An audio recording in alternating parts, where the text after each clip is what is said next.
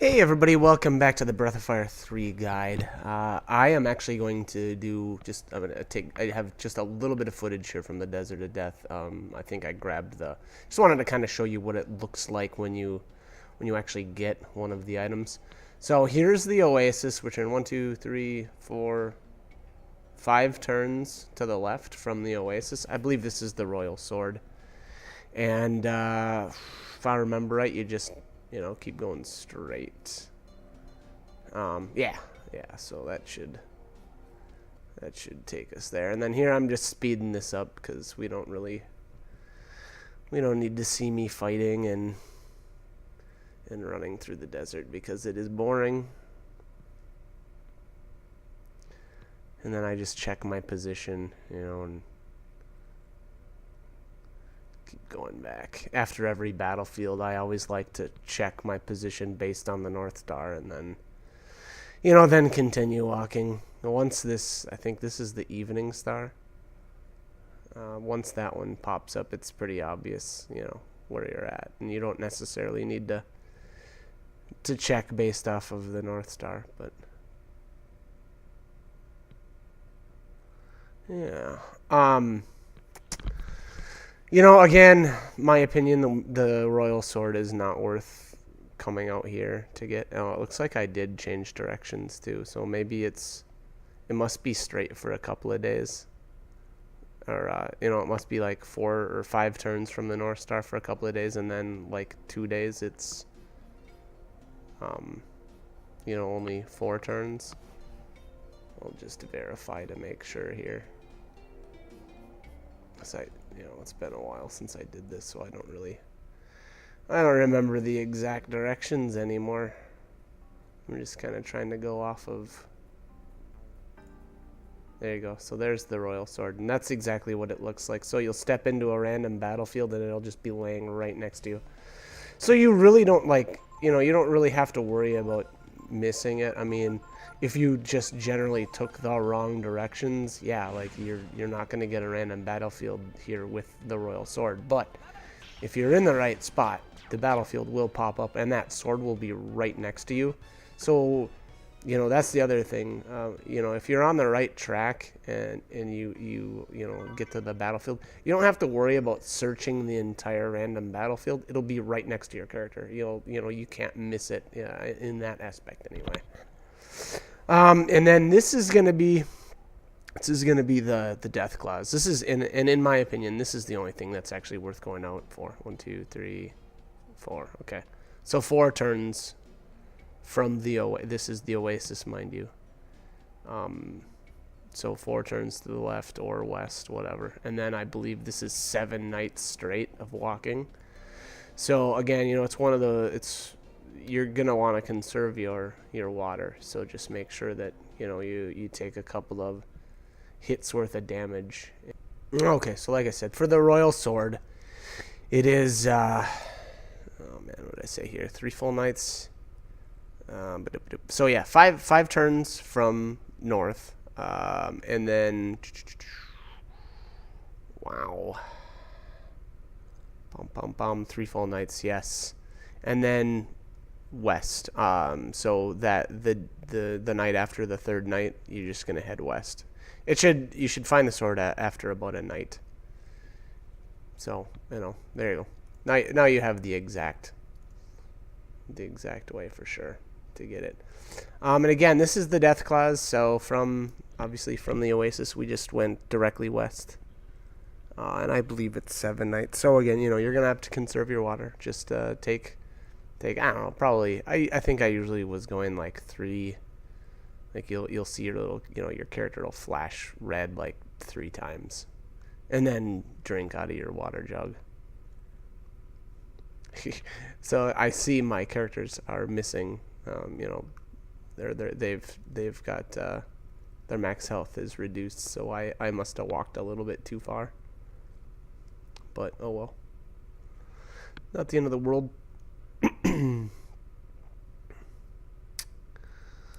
Alright, I think we're getting close. Getting real close here. Yeah, so this must be about this has got to be the 7th night then. Because here Slowed the video back down in a little bit here. Run away from some cactus. That shouldn't be too tough, right? Oh, that was the 6th day. Okay. So here we go. Here I finally slowed it down. This must be it.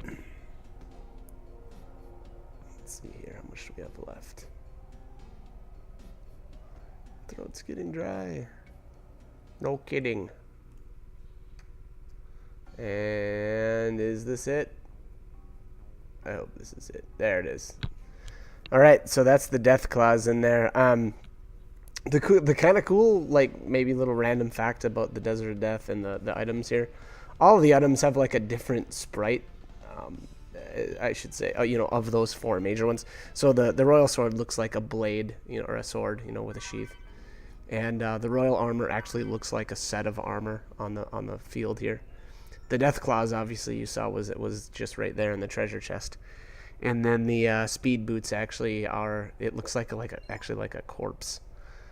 So that is it. That I'm not going to go over the other ones just because, again, I don't feel that they're useful, or they're, you know, this is a good way to get them. There are much better ways to get those items.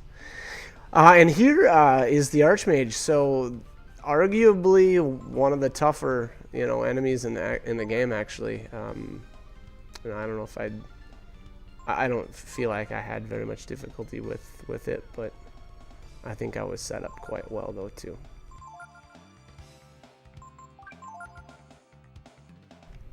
So this battle, much like the Berserker here, which I'll actually show here in a little bit too, is really about preparation. I feel like this fight you can make it really easy if you've got two, for instance, if you've got two. It looks like I'm in the attack formation here, which is probably a good idea. That way the Archmage should target the main character, you know, more often. But anyways, you know, if you've got 2 Thunder Rings and you equip one on Momo and one on Ri, that'll really make this easy. You can do what I did here and do the Thunder, like Thunder Warrior. And then I forget what else. I think I did like Thorn or something like that. And the good thing about that is your Dragonal form will absorb that Thunder hit. You can use Kaiser instead if you have Aura, or I guess maybe even Shadow Walk could kind of fit the bill. But the idea behind killing an Archmage is you want to be able to do it in one turn.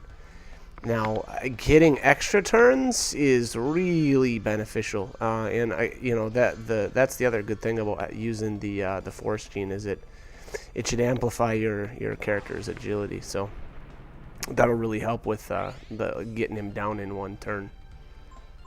You know, if you want, you can use a focus once and then just aura, or just 2 auras. It doesn't. I don't think it really matters, but there you have it.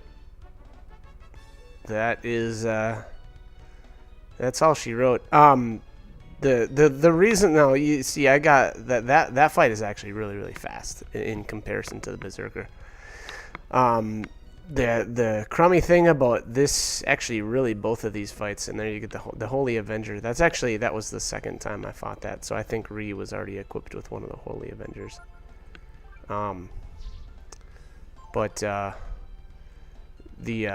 He does have a skill called Mind Sword as well as Mjolnir. The Mind Sword will just, I think that one-shots me every time. I think the only way I could prevent the one-shot, especially on the main character anyway, is if you use Kaiser. But, you know, he'll knock you out of your dragon form if that gets cast on you. So, anyways, okay, so here's the Berserker, and this fight took a long time because I didn't really, well, obviously it's the first time I fought him, and it goes a little rusty, and I didn't really do it maybe the way it wasn't even really optimal for the way, you know, I thought. Anyways, I think the main character's got the magma armor on, which doesn't really matter that much. I guess it matters a little bit for the initial, like, couple turns. Reason being, you know, once he turns into a dragon, his resistances aren't gonna matter at all. But here, I wanted to steal the Ares gloves. Those are pretty nice. So I guess I would recommend doing that. And then the Berserker actually does have a spear for Gar too, called the Rafad spear. And this is the only place in the game to get it. Unfortunately, it's a somewhat rare drop, so you may find yourself here for a while if you decide to farm them out like I did. And the Rafad spear actually does have an ability. If you use it in combat, it'll cast shield on all your characters. So it's kind of useful. But anyways, as you can see there, my main character did get one shot, and I had a spirit gem. I think I have a spirit gem on everybody. Yeah, here I did have the Kaiser form. Oh no, I used the crummy one. See, so that's what I was saying. This wasn't a very good. This isn't that great of a video. Well, I shouldn't say that. I was just rusty when it came to the Berserker, and I shouldn't have even bothered with this Kaiser form, because this one's, I think this was the failure Kaiser, and like the stats are just garbage, and I don't know. This Kaiser breath does basically nothing, and this form doesn't have aura because my character I don't think I had even learned aura yet from Layden, so you know. Unfortunately, my damage was pretty nerfed here. But anyways, I think I took this Kaiser form back off, and you just use revert form and transform it into a more useful dragon. So here again, now I've got more spirit stones on. I think I've got one on everybody, and that's generally what I do for these fights just to prepare. So, you know, again, just like what's his name, the Archmage, this fight is really about being prepared. Having a magma armor on the main characters is okay. If you only have one, put it on Rhi instead. The other thing is you're gonna need like a flame ring for somebody too. So in this case, it'll be Momo. The reason for that is he does use a skill called Flame Whip, and I don't know how much damage it does right off the top of my head, but here you go. But since all my characters have fire resistance, I mean, this is just gonna bring everybody to full. So again, if this fight is, again, it's really about preparation. So here I use the fire, force, and thorn. Again, not my favorite actually is a really good combination for this fight, because that flame gene is going to make it so that he absorbs any of the fire hits. Unfortunately, if he uses any sort of auto attacks, or just the regular attacks on your main character, he's going to one-shot you. So that's the disadvantage of not having like Kaiser form with a decent skill to like aura to go along with it. But you know what? Again, this was the first time in here, so this was more of a video to show you what you can do. All right. Okay. So, and the other thing, so I've got Momo. I don't know. I used War Shout just a ton of times, and I don't think that it does any good past, like, I don't know if it's twice. I think it's twice. I think you can only really use it twice, and then anything after that, it's just not doing anything. So I don't know. I just basically wasted the Magician. She can't really do much in this fight anyway. She can barely scratch the Berserker.